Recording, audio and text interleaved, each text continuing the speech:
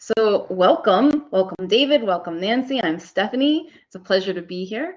And I think all of us have had mornings that were kind of full and rushing around, or afternoons, wherever you might be. It might even be evening. Who knows where you're here from? In fact, actually, I'd love to know that. If you would like to put in the chat box, if you've joined us, where are you from? That might be kind of fun. But what we're going to do is just take a couple moments to breathe. So what if we practice acceptance right now, accepting everything that's here in our experience in this moment by just breathing and letting it be there. So, and close your eyes if that's comfortable for you. If you're in a position where you can, I'm going to as well. And just wherever you're sitting or standing, feel your body on the chair, on the couch, on the floor. And just feel the air on your skin, the bottoms of your feet, and really come into your body for a moment. And now just notice your breath and let it be however it is. And if you notice that you're doing a lot of thinking, that's okay. Just notice that. Okay, there's thinking. And come back to your breath as best you can. And really settle. Feel yourself heavy.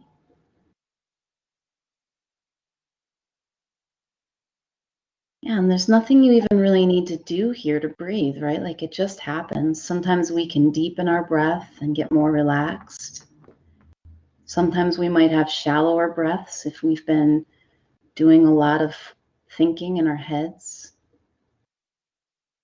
And that's okay too. And notice your body. Like I notice, funny, my shoulders, they don't really hurt, but I feel like they're pulling forward. So now I'm going to notice that and kind of pull them back a little and just see what happens. Oh yeah, wow. Low back tension. Yeah. So just take one more breath. Inhale. And exhale. And then open your eyes. There you go. When you're ready. How was that? Good. That was great. I really needed that. Thank you so much for doing that, Stephanie. It was great. I loved it. I think that's a great way to start. We just practice a little bit of, that's a great thing to do, to be present anyway, but I was like, oh yeah, we could just accept how we're showing up here. Bless you. I'm accepting some sneezing right now. I don't know why. Yeah, sneezing. This is wonderful. So just so everybody knows, I think we've got a few new names on our list here today. So I want to just introduce myself. My name is David McLeod. I am your life mastery coach. And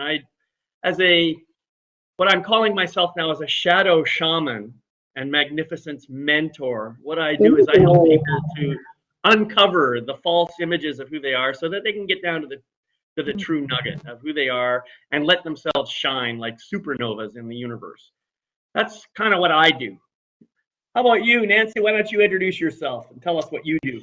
Well, thank you. I'm Nancy Stevens, and I am a life coach, a lifestyle strategist, and a teacher. And I specialize in self-care because, like you, I believe if we're not able to get to the core of what we truly want and need, that's very personal and meaningful, how are we going to be able to be the change maker and impact all of the things in our life? That's just been something that's always doubled around and come back in my life. So that's what I have the pleasure and joy of doing, and getting to be here today is really awesome.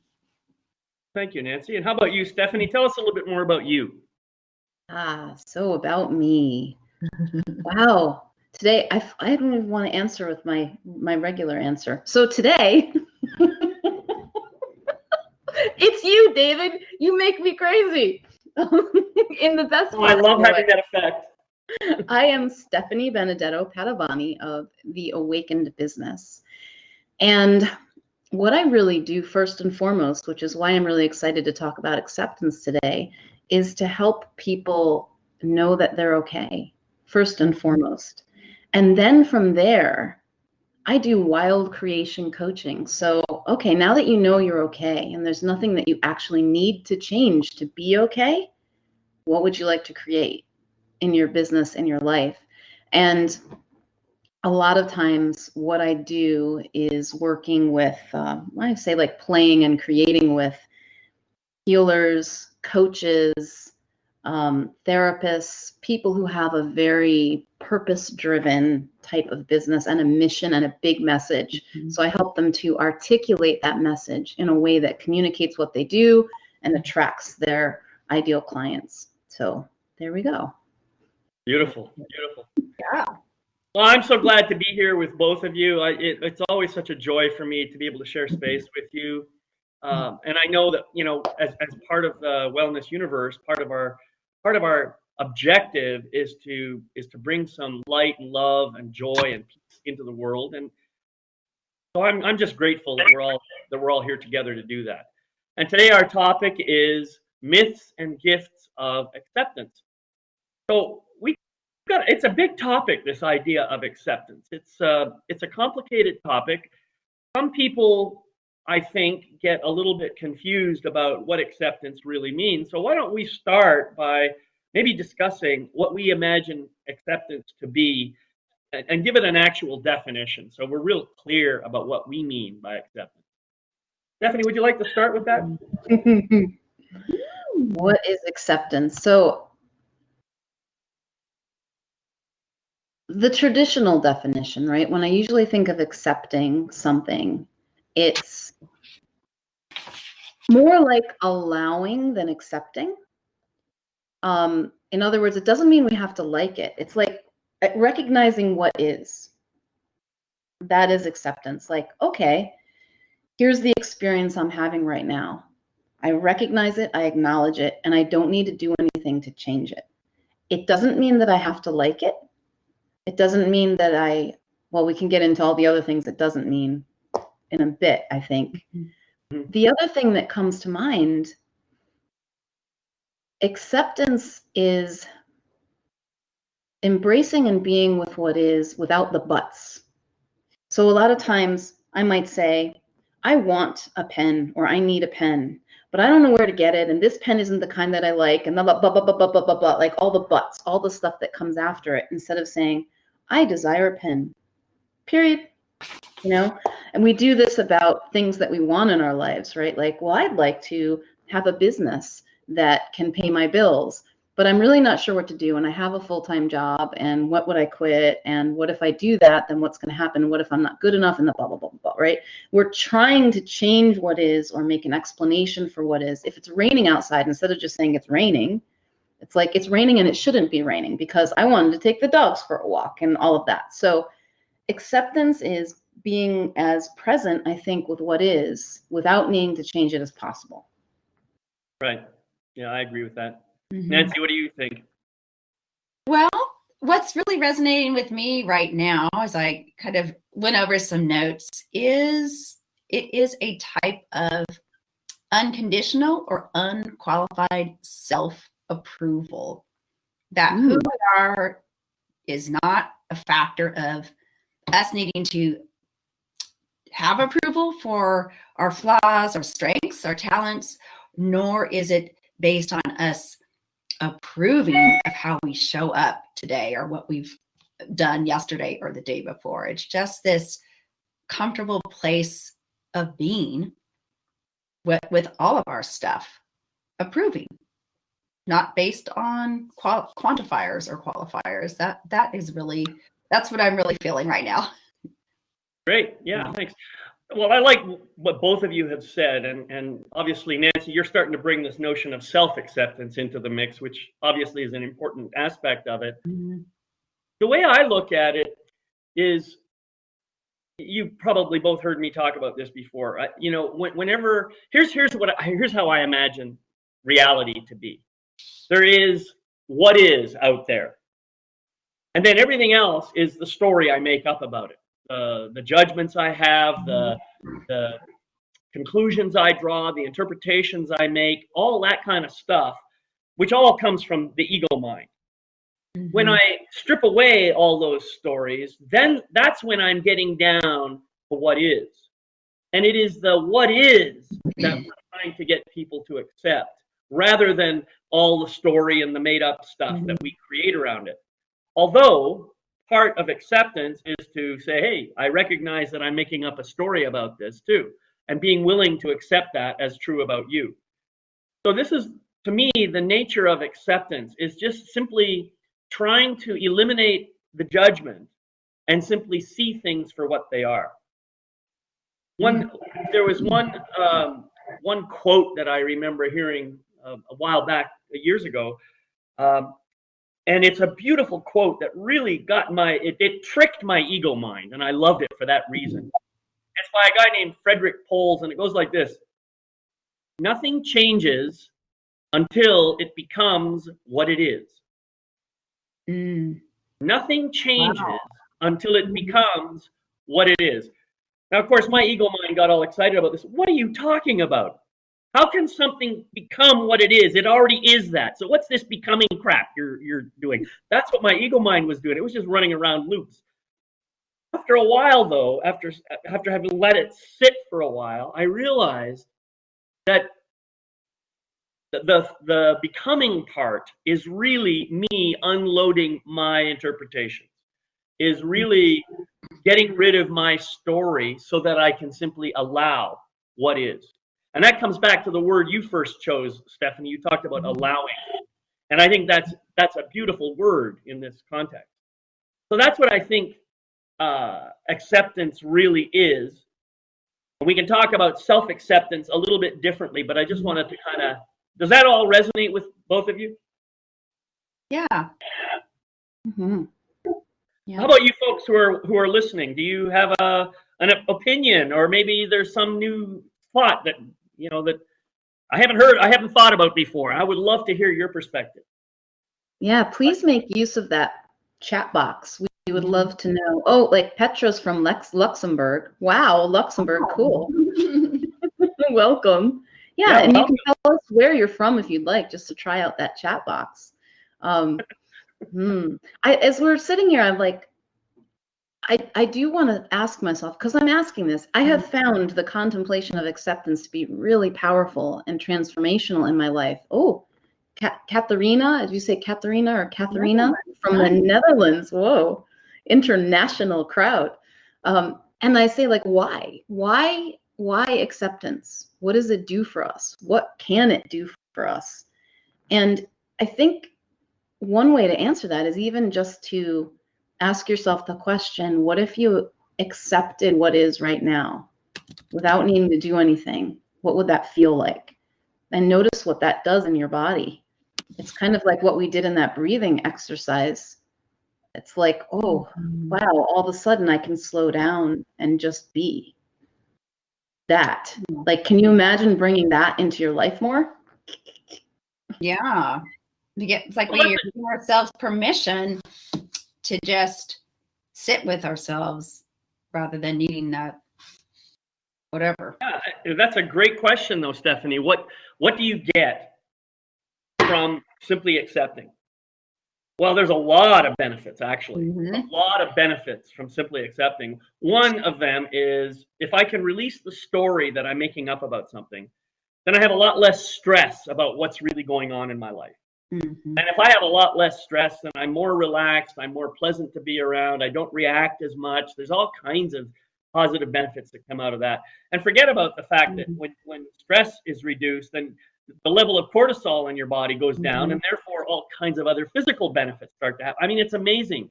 If you just start thinking about one thing leading to another, the idea of acceptance is like, it's the key, really, to a happy life. Oh yeah, that was what really struck me this morning. It was our own ability to find this place opens doors that were closed. That when we begin to really move into the acceptance piece, which that in itself can be a major struggle, because I think we've been conditioned to not accept. We've been conditioned to have, lean into the negativity bias, because that's the way the world likes to supposedly control us. And the acceptance piece, it's very liberating and freeing, but it also takes time to create that habit that it's okay to accept, you know? Katerina asked a great question there. She says, isn't accepting trusting that the universe will do what we wish? And that's an interesting question. I have my own perspective on that, but I'm going to just kind of defer and let you ladies come up. I want to hear what you have to say first before I respond.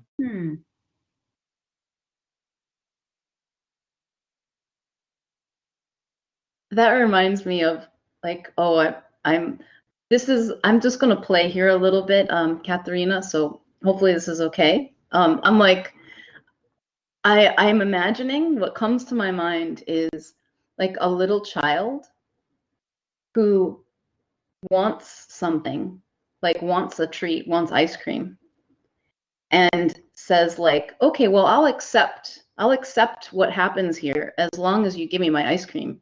And when you don't give me the ice cream, I'm going to throw a fit and I'm going to have a tantrum and be like, give me my ice cream, give me my ice cream, which seems like a kind of conditional acceptance. Because this is just my experience. The universe doesn't always, quote unquote, give me what I want or what I think I want. And I actually, like, that's, I find for me that when I show up as a little kid and I'm like, I want an ice cream, and it's okay if I don't get that too. I still want my ice cream. I might not get it right now, or it might take me years to get my ice cream and it doesn't show up. And I'm okay with that too. Because if I withhold my acceptance of what's happening based on how the results that show up, it's not really accepting, and there's still like that friction and tension around it. I really like that question and that distinction. Thank you for asking that. I really like, actually, I like your metaphor. I like your metaphor of wanting ice cream and saying I'm willing to accept something if I get my ice cream. That is a way a lot of us live our entire lives. You know, I will be happy when, or this will be good when, or if this happens, then this other good thing will happen, so forth and so on. We resist what is because we're anticipating something better for ourselves coming along. And when we resist, we're actually putting ourselves up against that thing that we don't want, which actually helps it to stay more present. It's ironic that we have to it's like beating our head against a wall and not realizing that wall ain't going away. Well, but I get this thing that's happening behind here. It's like, but if I accept what is, then I'm never going to get my ice cream. If I accept that I don't have ice cream, how am I going to get my ice cream? And I want my ice cream. So you're spinning your wheels. And that's good. Are you willing to accept that you're spinning your wheels? You see, this is the thing. This is the thing that we first of all, you have to recognize that you're spinning your wheels, right? And if you don't recognize it, then you're probably just going to keep doing the same old thing. That's kind of the standard, typical human behavior. If you don't recognize what you're doing, if you don't see the dysfunction in your behavior, then you're probably not going to change it. You're just going to keep doing it. It's called insanity, right? Doing the same thing over and over and expecting expecting different results. So, but I love the metaphor because we do put conditions on it. And I also like what you said, that the universe doesn't always necessarily give us what we want. The truth is, most of us don't really know what we want anyway. You know, we think we do. We may think we know what we want, but that's all that is just satisfying our ego mind. If we take a pause and let go of the ego mind long enough to get connected into our soul, really we'll realize that there's nothing that we want, because we are complete and whole and perfect as we are right now. So what could we need possibly that could make that any better than what it is? Okay? It doesn't mean that we don't necessarily have a desire to change or grow or expand or find ways of bringing ourselves more fully into the world. It just simply means means that what is right now is perfect. That's all. Mm-hmm.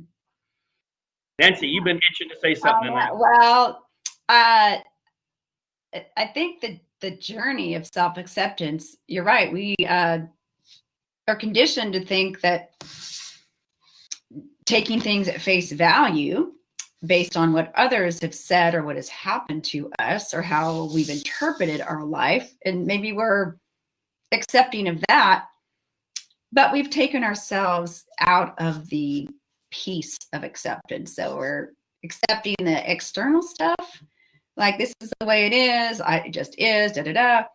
But then what is our place in the midst of that? And I come back to Catherine's about trust. That really struck a chord with me, because I think the piece of moving into acceptance is that, again, I guess that's trust, that that unknown piece of trust. Trusting, even though you don't know, that you've got what you need to move more deeply into your place in life, so that you can navigate into all of that external stuff. The two are very, because I lived in that higher level of just thinking I was living just fine, supposedly accepting all of whatever, this is just the way it is, all of this stuff just happened and I'm just going to accept it and do the best I can, until it didn't work anymore. Until it was not working. It didn't work then, and it wasn't working. So then I had a doorway that I could choose to start to work my way through into the deeper areas of landing completely. I don't know where I was going with that, but all those pieces came up. Is how do we move into the complexity of acceptance and self-acceptance. Well, I think when you said it wasn't working, and that you got to the place in your life where you recognized that what you had been doing up to that point in time maybe wasn't giving you the desired result. And that is when you were able to start flipping things over. But you had to accept the fact that something wasn't working first. Yeah. You had to be at a place where you were either able to continue moving forward, like you said, doing the same result with the same, hoping it's going to be different, or just come face to face with nothing's going to ever move if I don't start to step into these areas. So I had to come face to face with, I guess, trust and reality, other than what I thought. I had to move into a different type of reality, which, That brings up a really useful distinction in one of the myths or misunderstandings about acceptance that I see and I've experienced myself, which is that if I accept what is, am I just being complacent? Am I just, the things are going to stay the same? Am I just like, okay, I accept this. This is just the way it is. I'm going to make the best of it, right? Like, is that what that means? Is that true acceptance? And I think that acceptance, like full acceptance that Nancy found, which is like, oh, and I also accept that I'd like something different and I can create it. I can choose something different. Like, actually, but now I'm not in resistance with those things that I was actually really not accepting, but just like, okay, I accept this. This is the way it is. I'm going to deal with it. I'll make the best of it. But I really didn't accept it. Like, there was kind of a friction. There's a difference in going, okay, this is what it is. I am making X amount per month and I want to be making twice the amount. I can't pay my bills, period. This is accepting my reality. And hear what, I'm ready to, I would like to create something different. And I am willing to take some actions about it. Like, that's like the platform. I think that's where acceptance becomes a platform for empowerment, for creating something new. Well, I want to get back to I agree with everything you just said. I support all of that, and we'll come back to it. But first, I want to talk about this whole complacency thing, because that is a very important point. This is one of the myths about acceptance. Just because you accept something doesn't mean you are aligned with it necessarily, or that you are fully in agreement with it, or you condone it. You know, you can accept that there is terrorism happening in the world. That doesn't mean you have to agree with it, right?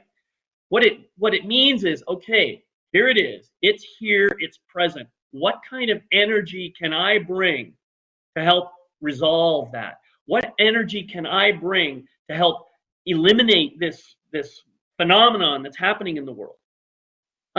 Until you are willing to accept it, what you're going to end up doing is fighting it. We call it the war on terror, don't we? Mm-hmm. It's a fight. It's a battle between supposedly good and evil.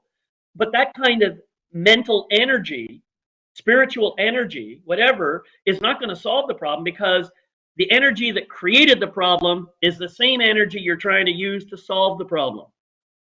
And what we have to do when we see stuff like that is, okay, I accept that this is a problem. I have to elevate my consciousness to a higher level so I can bring a new kind of energy in to solve this problem. And this is true, I mean, on a grand global scale, like I just talked about, and it's also true for the small personal things that we want to deal with in our own lives. So that's a powerful thing for people to be aware of. And I really want to bring that to their attention. I love that. Yeah. Globally, you know, there's so many issues going on in our world, you know, whether you believe it or not. For instance, like global warming, like, wow.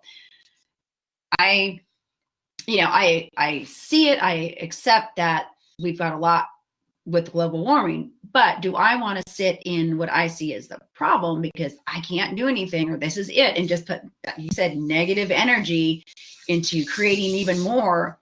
Or do I accept that because it appears very true and move my energy into being solutions or results focused?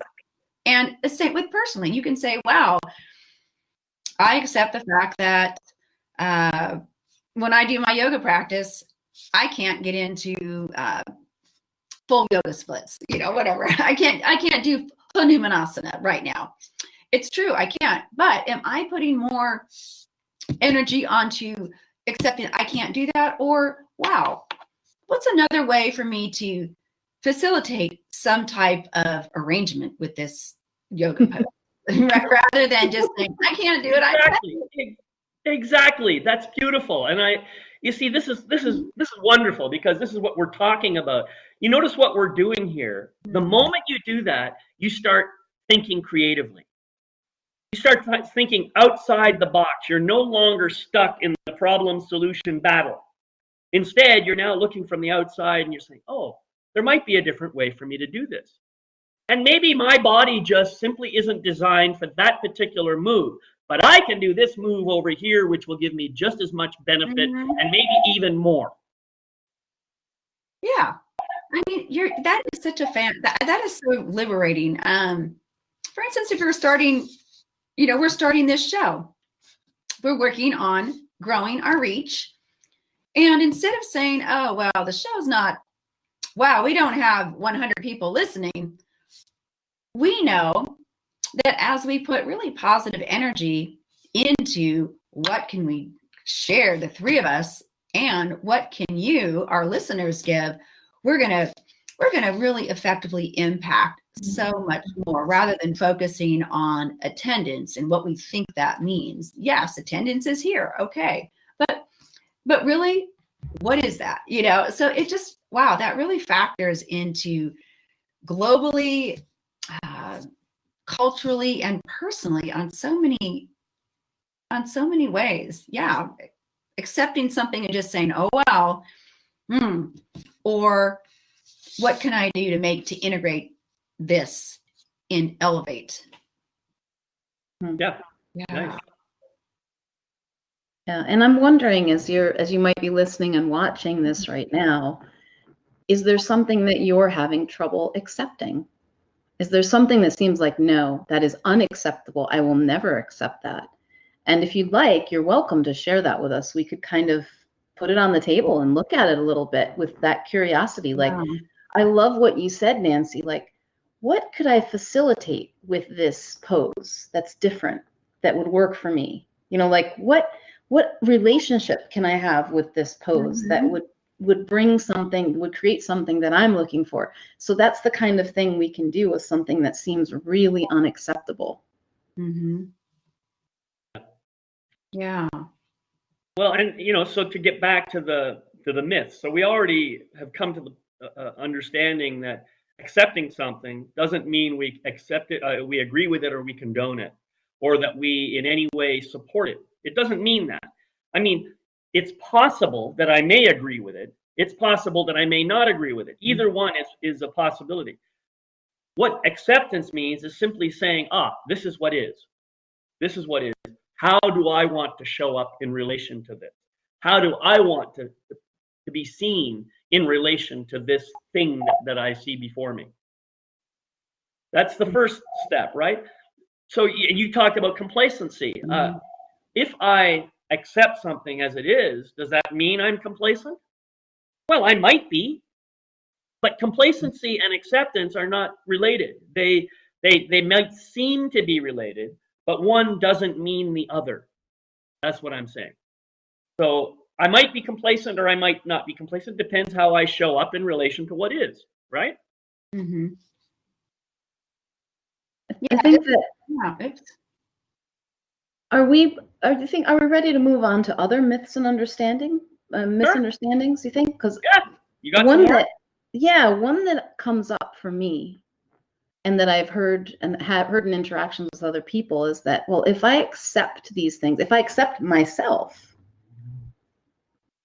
I'm going to keep doing that don't work for me. Or if I accept this person in my life and their behavior, if I accept abusive behavior, I'm going to be hurt.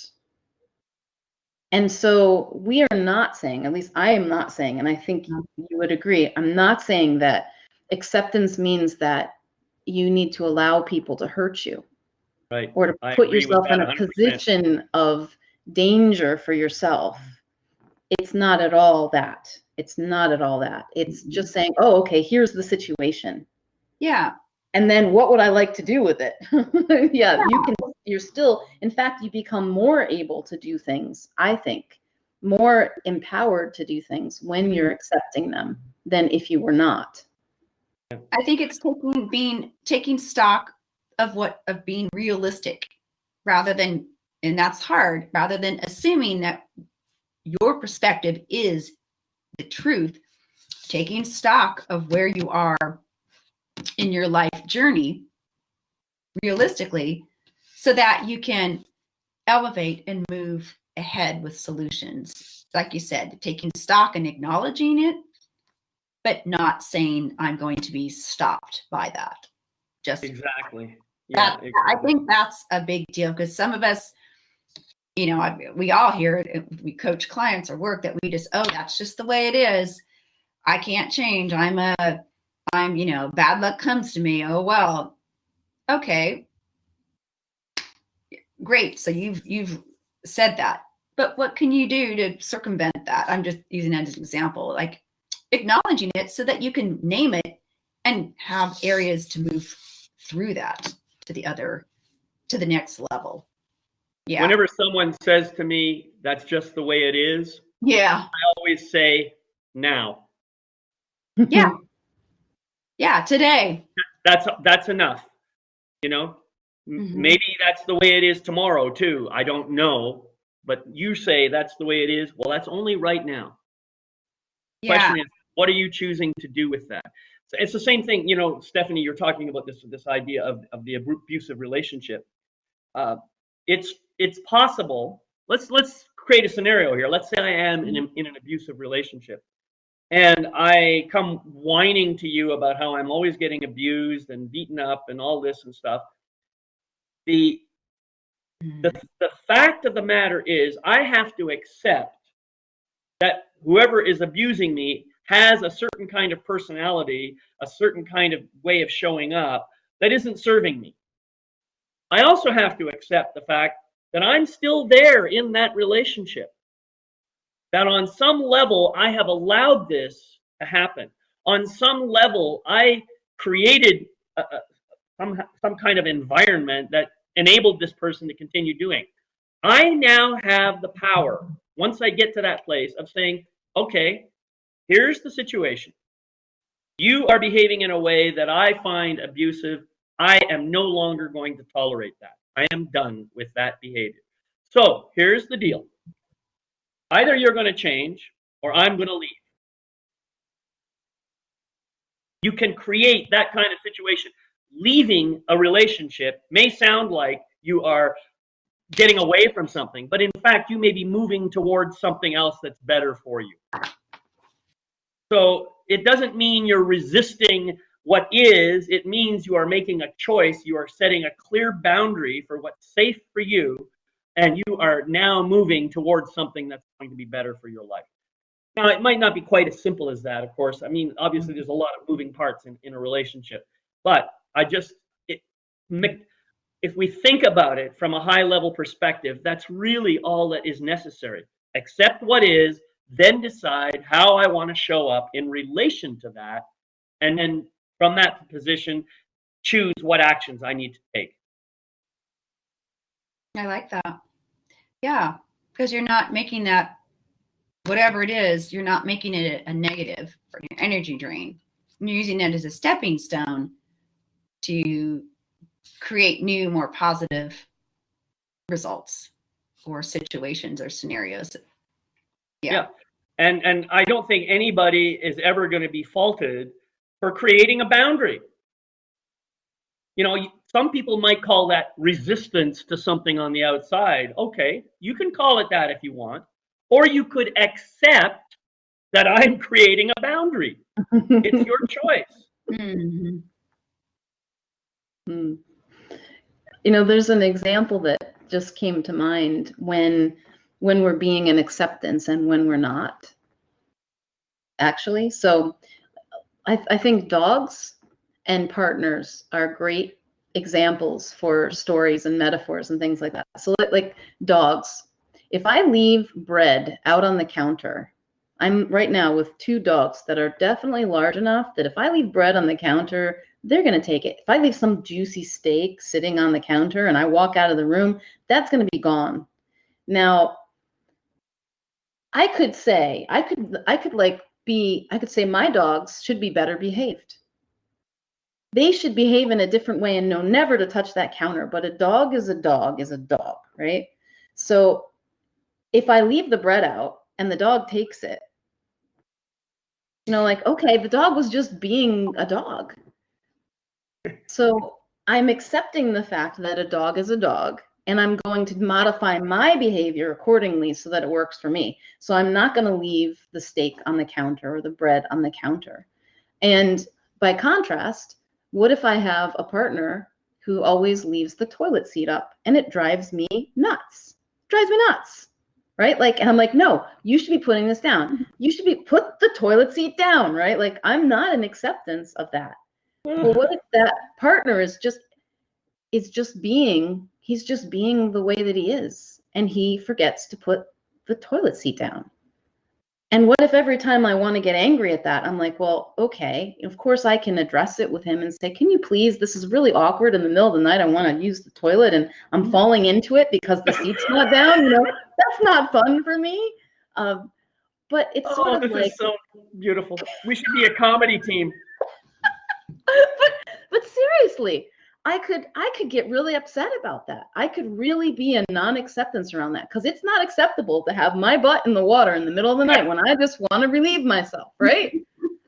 But it happens. And like, okay, so what else could I do? Maybe I could get it to one of those toilet seats that just goes down automatically. Like you ever see those? They're kind of spring loaded and they just Wow, can I have one? They really make them. Seriously. So then I don't think we could have scripted this. I have really good toilet metaphors. Oh, I'm so glad. I'm sure we're going to hear more in the next few episodes. I fixed the toilet the other day, and okay. I had this story in my head that I could not fix toilet seats, and I did it. Good for you. Anyway. All right, so great metaphor. I think we can move on now. Thank you. Wow. Sorry. What you I just like described is actually, I'm sure that conversation happens in 80 or 90% of all male-female relationships. Um, and I have my own take on it. But I'm not going to go there. What I want to say is, if you are able, as you just described, to recognize that you've got your own issue around this thing, and then you can just have a conversation about it and figure out what that issue really is, if you choose, right? And you may come to an agreement. You may have an aha moment during that conversation where all of a sudden the whole issue of toilet seat goes away completely, and you uncover something else that's really a more painful thing for you. Or you may realize, yeah, there is a solution that we can both get to here that serves us both, you know? So the key point I'm trying to make here is, when you recognize that you have this kind of a conflict, whatever it is, first of all, accept that it's a conflict, right? Accept that you have a part in the conflict, and figure out what your part is, and then see if the other person is willing to have a conversation with you. You know?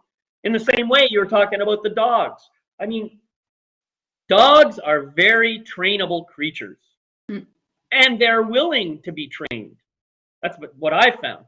So while your dog may right now go after the bread on the counter, or more likely a steak. My dog doesn't really care for bread, but steak. If the steak was there, he might go for it, unless I train him not to. If I tell him that is not your food, and I prefer you not chow down on it because that's my dinner. I got food for you over here. My dog will say, right, Dave, I understand. Thank you so much. I wish we had this conversation earlier. That's what my dog's going to do. Wow. Your dog is extremely articulate. Wow, I need to meet your dog. Well, I'm just trying to have fun with this whole topic because that was the topic that came up. I like it. Where are we in this? Because I have another piece that I want to bring in. You're ready. Go for it. Oh, okay. Well, it's the piece when we are faced with accepting a situation that we had a hand in, or was just handed to us globally or personally. We can choose to have a posture that's rallying or sitting in the bed of that, or we can begin to bring in some self-compassion. Self-compassion that gives us the ability to let go of things, like if you had people pleasing or feeling duty bound, and self-compassion to lovingly look at those areas in our lives that we are having a hard time dealing with, like what we feel is our shortcomings or flaws or failures. How can we begin to facilitate and elevate ourselves without this piece of self-compassion? Well, you brought up some interesting points here, and I think what you're really moving into is the notion of self-acceptance. Yeah. Self-acceptance is one of those things that most of my clients, I find they have a hard time accepting the truth of themselves. They have far less problem, it seems, most of them, accepting other people and their behaviors and stuff, but they're so judgmental on themselves, so harsh on themselves. They're so unapproving, I think is the word you used before. They choose to beat themselves up for not being good enough. Yeah.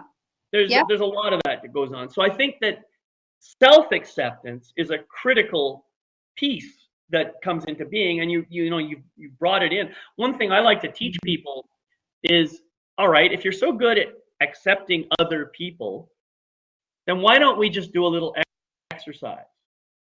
Let me imagine, if you will, you guys can try this yourself if you like. Imagine that you're just walking along on a country road all by yourself. And off in the distance, way off in the distance there, you see another person walking towards you.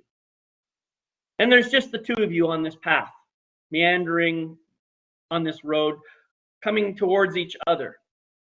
After a while, you begin to see that this person has some qualities that seem to resonate with you. You can't quite recognize the person, but there's something about the energy that you like, that you feel, that you say, wow, this is pretty exciting. I wonder who this is. And as you get closer and closer and closer, you start to feel a mutual attraction to each other. A kind of a deep love that surpasses any kind of sexual thing, but it's just strictly you want to be present with one another, right? And as you get closer and closer, you begin to know this is a person who could be my best friend. So you start to have a conversation. You maybe sit down, have a picnic. You talk to each other.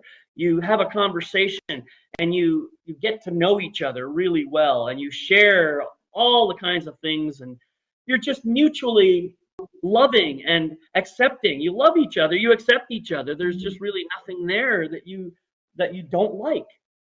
And then, you have a nice big hug, and then you start going your separate ways. And after a while, you walk down the road, way down the road, and you say, God, that person, that was me. I was able to accept myself fully. Mm. Imagine if we could do that every single day, every single moment of every day. Mm-hmm. Of course, it wouldn't be a full, long journey like that. But just if you could say to yourself, I love you just as you are. I don't care about the nervous tick, or whether you leave the toilet seat up instead of putting it down, or whether you eat the steak when you're not supposed to. I don't care. I love you for who you are. If you can do that with yourself on a regular basis, believe me, people will start to approach you and start to be attracted to you. The moment you start loving yourself, other people start showing up and loving on you way more than you ever thought possible. Yeah, that's a beautiful, that's truth. And I don't know why we seem to be so conditioned that we are to give the best of ourselves to others, in that some of us have been conditioned to say it's not, you don't get to do that to yourself. You don't get to pat yourself on the back or applaud yourself, right, or sing your praises because you're being egocentric or, arrogant or conceited. So you are to take that and shower others with the best of you, but don't do that to yourself, because you will be pointed out as being, self-centered. Yeah. So I think that there's some societal conditioning. I know I was raised with that, where you do not tell people. You need to be, humility and being humble are esteemed to the point where you're never sharing what you've done, because you accepted that, wrongly so, that, oh, I'm not going to do this because it's not for me. But yeah, right. How much more open and giving will you get and be able to give when you extend that high five back to you that you give to everyone? Wow. I'm good now. Healed. No.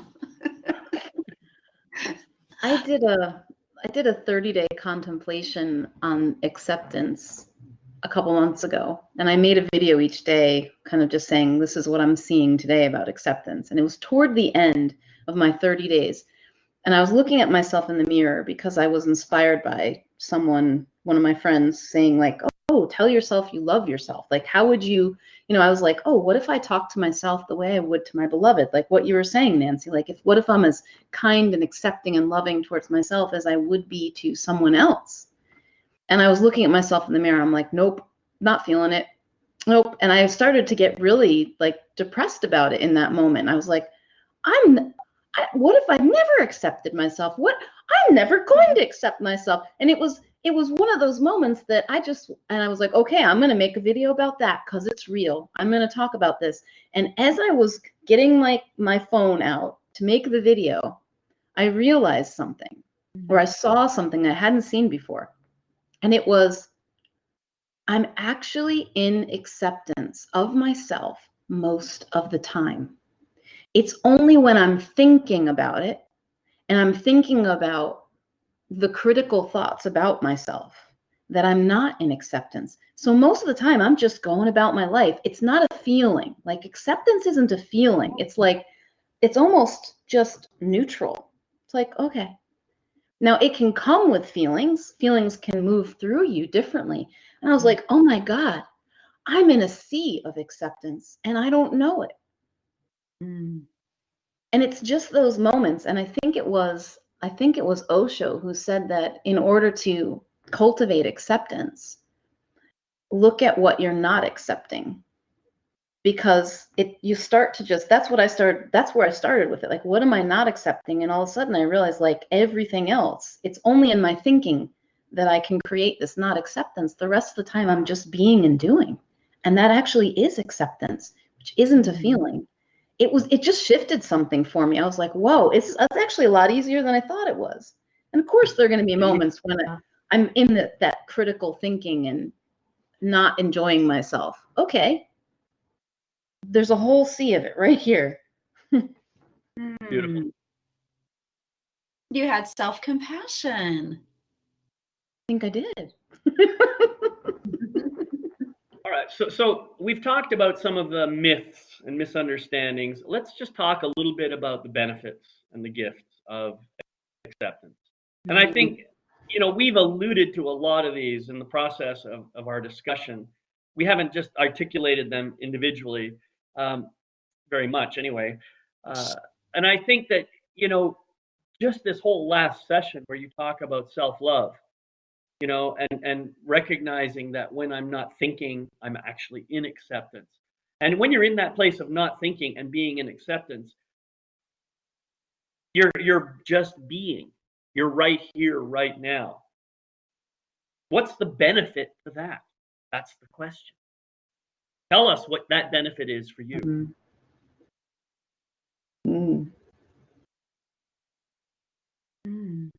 Well, for me, that benefit of just being with what is that things settle.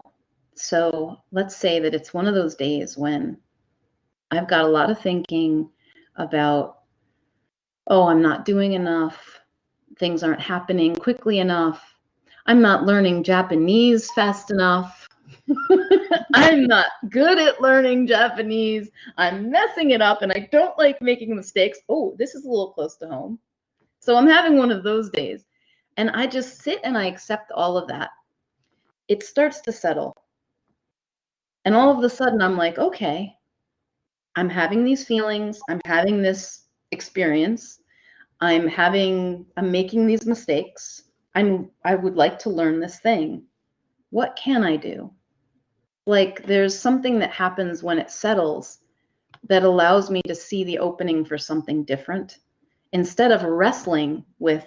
It's kind of like, I think about thoughts that way. Like, there's a thought that seems really sticky, but thoughts are always moving. The only reason it hangs around is because I'm like doing this with it. I'm wrestling with it. Like, no, go away. But it's sticking to me and I'm wrestling with it like this, right?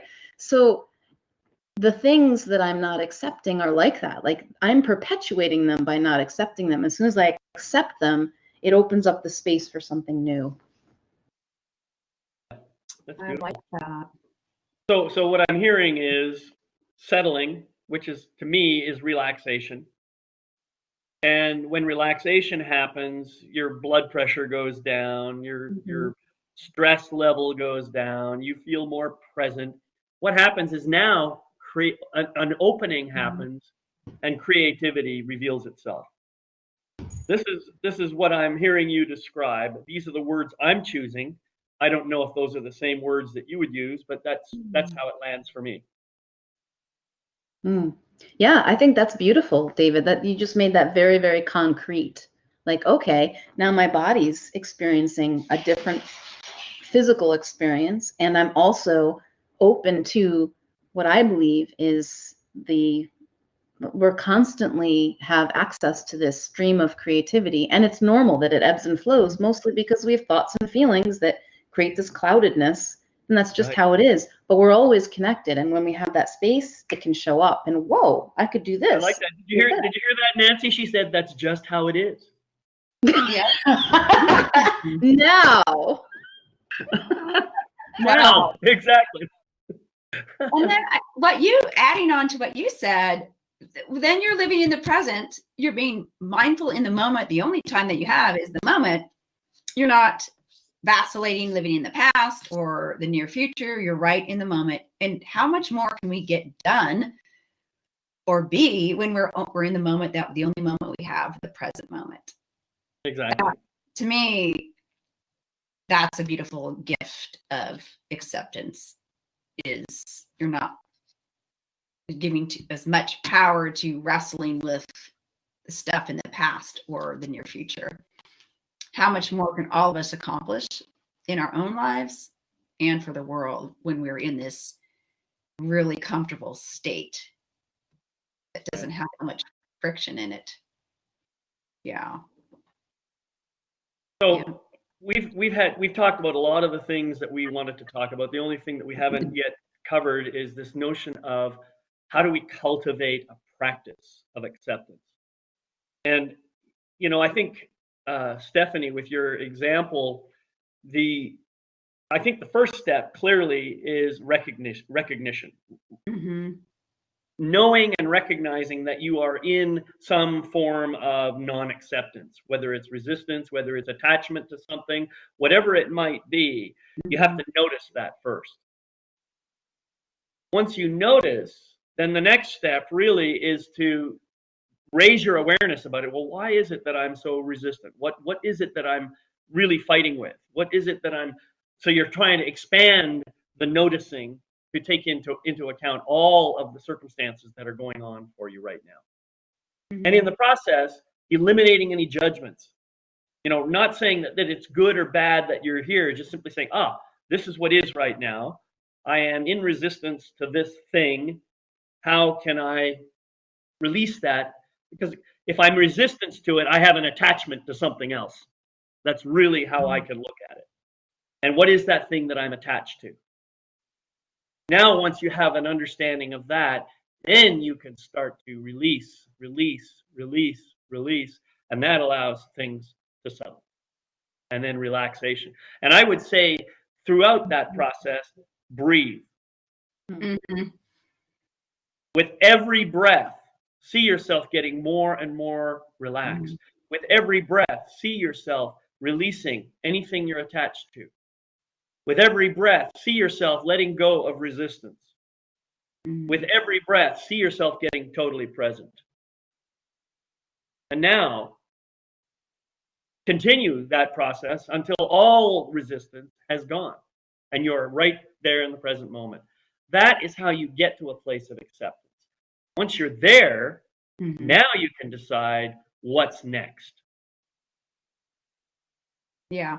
Oh, agreed. Yeah. How can you decide if you haven't given yourself permission by using the skills of breath work or stillness and silence, being in the moment?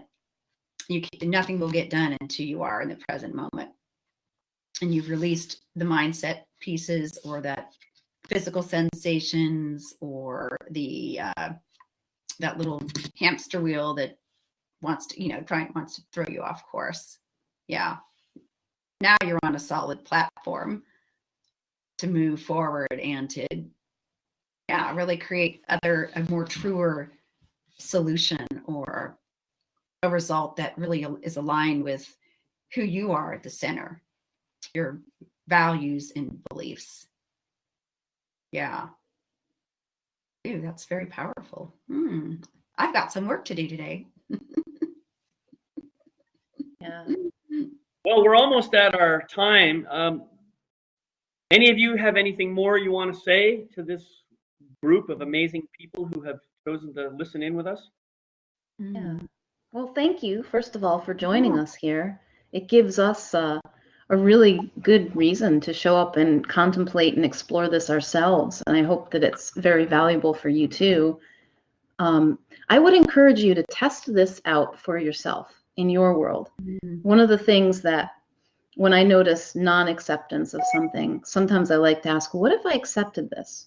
What if I did? You don't have to, but just gently asking that question, or notice what that's like for you. Because forget about what we say.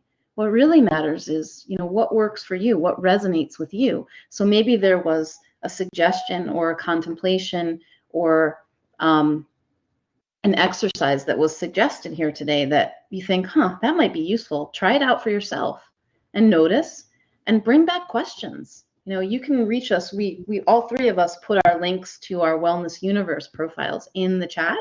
Reach out to us if you have a question, if there's something you want to share, and perhaps we'll address it in another future episode, or right then maybe there's something that we can do to assist you. I'd be happy to hear. Yeah. Just I'm curious what came up for you today in your own life and how you navigate through your world. Like I said, I always learn a lot, and so by listening to both David and Stephanie and some of your comments, that gives me food for thought to put into practice with reflection and lovingly trying those little bits. I think this journey, it's definitely a lifestyle journey, not a one and done. And I think the more that we give ourselves time to think about these big things, and rather than just taking this stance, how much more can each of us really show up and do the work that we're meant to do in our world. To me, that's the beautiful gift of this talk today, is what can we do and use to become and grow. Yeah. Well, thank you both, Nancy and Stephanie, for being here. It's again just been a real pleasure and a lot of laughs, which is what it should be, because life should be fun, even when we're looking at some complex and deep esoteric topics like this. So, and I want to thank all you folks for joining us today. I'd appreciate it if you could. You're going to get an email with a request for feedback. I'd really love it if you could give us a really authentic, heartfelt 5-star review. That would be awesome. This helps us to get really excited about continuing to come back, and it also helps other people to find out about this and join us as well. So we really appreciate you, and we appreciate doing this for you. And next month we're going to be talking about uncovering the deeper essence of who you really are. We haven't figured out a full title yet, but that's going to be the basic topic. Anyway, thank you all for being here. Goodbye for now, and we'll see you next time on Soul Empowerment. Yes. Yep. Namaste, Satnam, all those good things. Mwah. Sayonara.